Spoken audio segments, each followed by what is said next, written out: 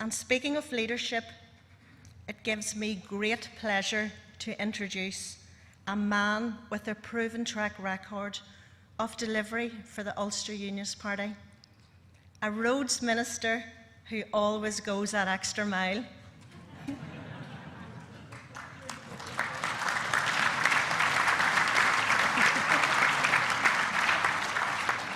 Apologies for that bad pun. A man who we all have the utmost respect for, your Regional Development Minister, Kennedy MLA.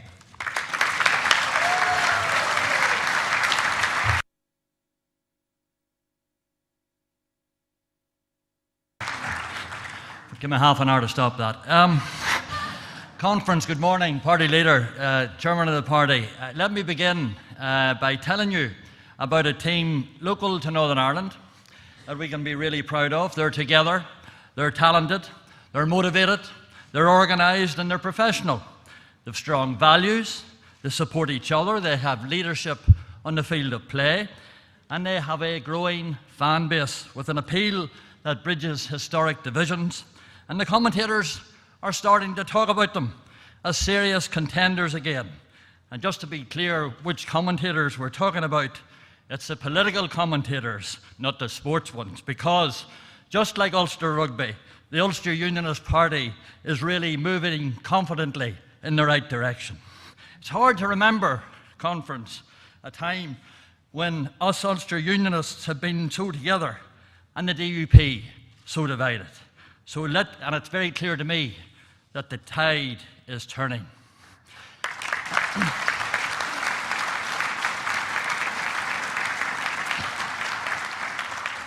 Chairman, in the past, at times of difficulty, people have turned to the Ulster Unionist Party for pragmatism and leadership. And there's a growing feeling that the public mood is moving in that direction again. After 10 years of watching reruns of DUP Sinn Féin circus at Stormont, the clowns have lost their appeal, with their poking each other in public and giggling about it in private. They've long ceased to be of interest or amusement. In the cycle of politics, we have seen the two larger parties grow lazy and arrogant. Who could forget the attitude of John So What O'Dowd, or the disgraceful behaviour of the DUP leadership and MLAs towards Jim Allister over a family bereavement and a will. It's time to remind the people that there is another way, that there is an alternative leadership for Northern Ireland. We never stopped being on standby, and we're hungrier than ever to step in.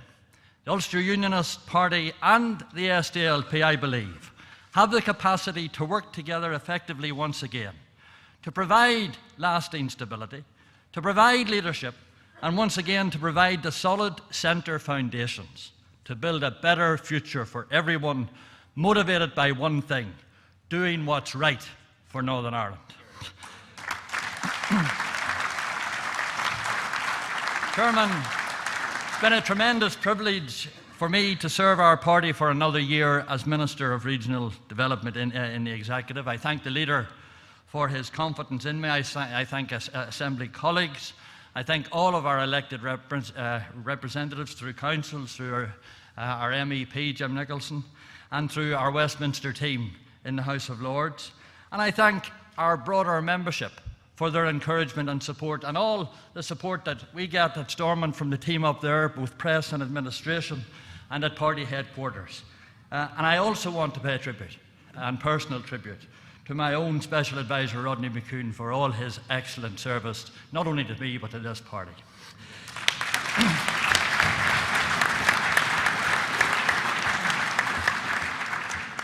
I talked last year about the importance of making our mark, placing our stamp and our brand on the executive and on executive policy by being creative. Let me give you a flavour of some of the positive differences we've made as Ulster Unionists through the executive. We've been able to continue to support businesses, whether through manufacturing businesses, agri-food sector, or retail.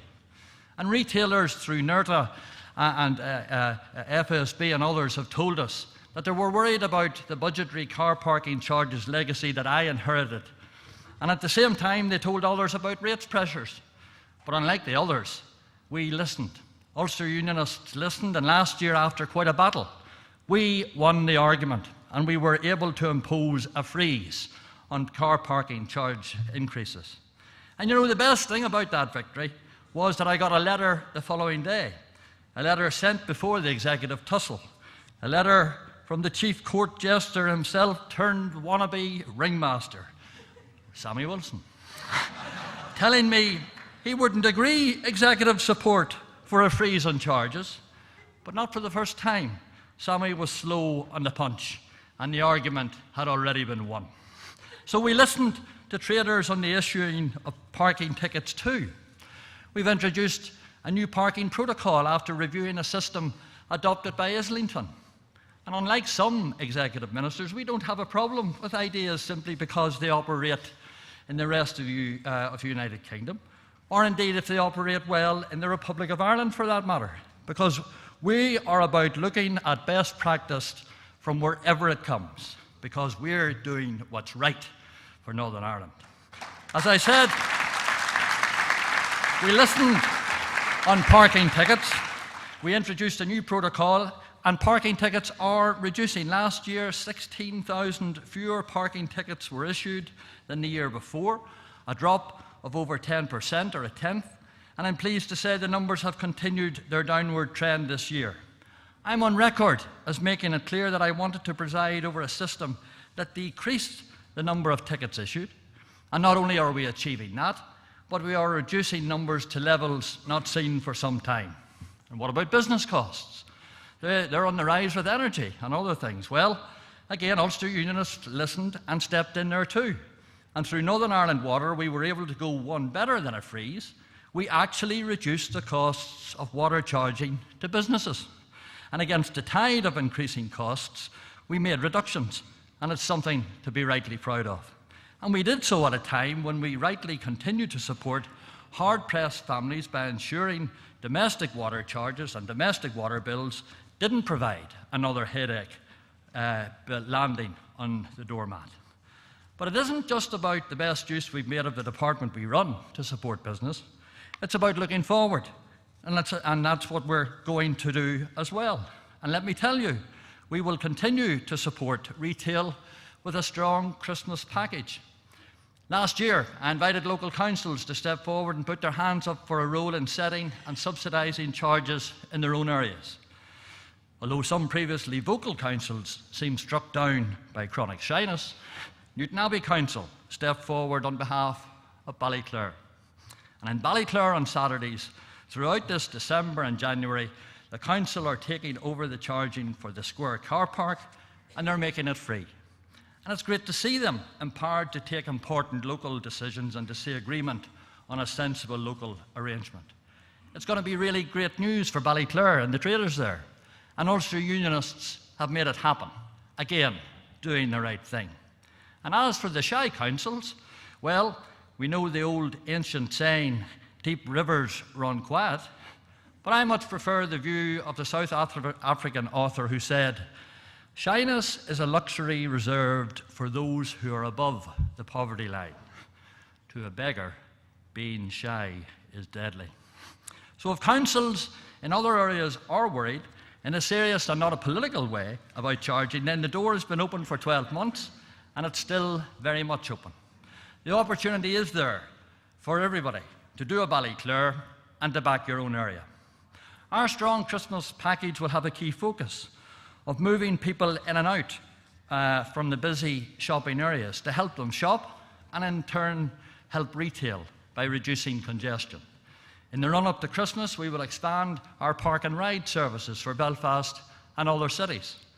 The park and rides will be free of charge after 4:30 when late night shopping kicks in, and free on Saturdays throughout the same period. And at my request, not only will TransLink be running their successful £2 Saturday fares during this period, but they'll also look to put in place other more specific promotional offers with retailers this period. That's the good news. Now for the better news. We're bringing in the £2 Saturday fare and Saturday park and ride provisions earlier than ever before, 2 weeks early, to make clear our commitment to retail and to be in place in advance of the Belfast leg of the small business bus tour. So in Northern Ireland, we won't be waiting for Small Business Saturday to arrive on the 7th of December to show our support for business. Our support will be up and running by then, making a real difference. Can I say, Conference, we have supported our armed service veterans by securing agreement for automatic entitlement to blue badge holders for those in receipt of an armed forces compensation scheme. And we've just secured permission from ATOC for the Armed Services Rail Card to be accepted in Northern Ireland. Of course, we've supported sport too.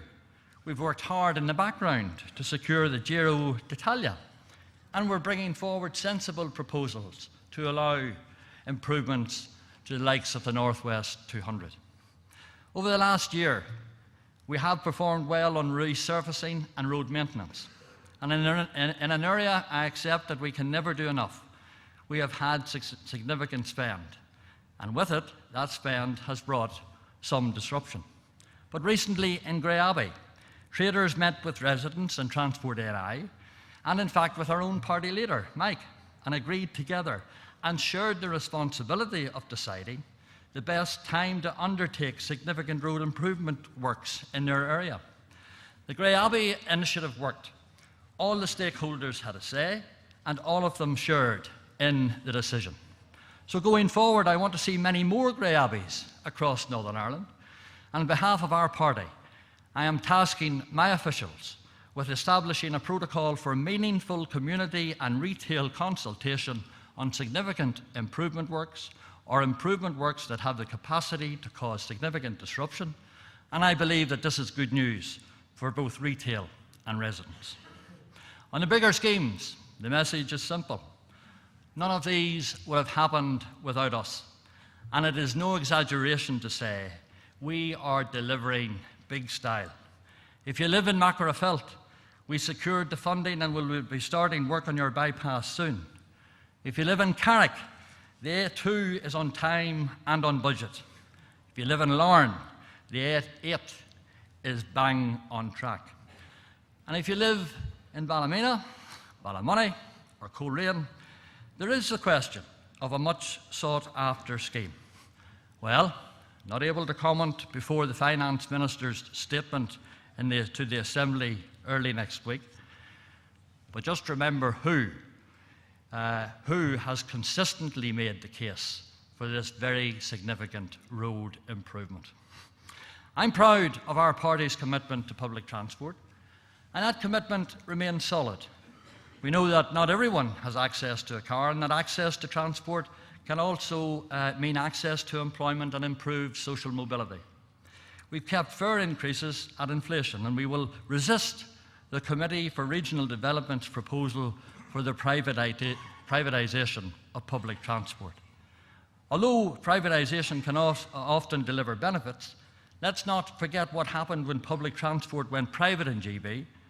Passengers experienced rampant fare increases and significant service cuts. Can I pause for a moment and reflect on a comment attributed